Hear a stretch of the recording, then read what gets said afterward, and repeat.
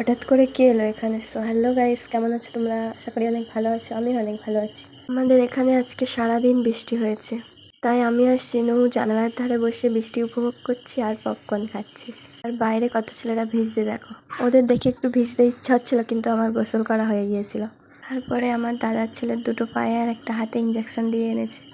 বসেছিলাম, হঠাৎ দেখি আমার আব্বু আমার বড়বুজানের মেয়ে নিয়ে স্কুল থেকে সোজা এখানে চলে এসছে। ডায়মন্ড থেকে সোজা নিয়ে চলে এসছে। তারপরে যা খাবার আনতে বলেছিলাম এনেছে, আর সিনুর জন্য প্যাম্পাস আনতে বলেছিলাম এনেছে, সেগুলোই সব রাখছিলাম। আমার পছন্দের মালকিস্ট বিস্কুটটাও এনেছে। কার কার পছন্দ আমার মতো? বিকাল 5টার দিকে আমি ওটাই বের করে আগে খেতে শুরু করেছি। মালকিস্ট বিস্কুটের কোম্পানির একটা মেডেল দেওয়া দরকার, এত টেস্টি লাগে আমার কাছে। চকলেট ফ্লেভারটা আরও টেস্টি।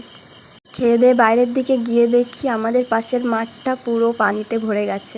সো আজকে এই পর্যন্ত। ভালো থাকবেন, সুস্থ থাকবেন, বাই বাই।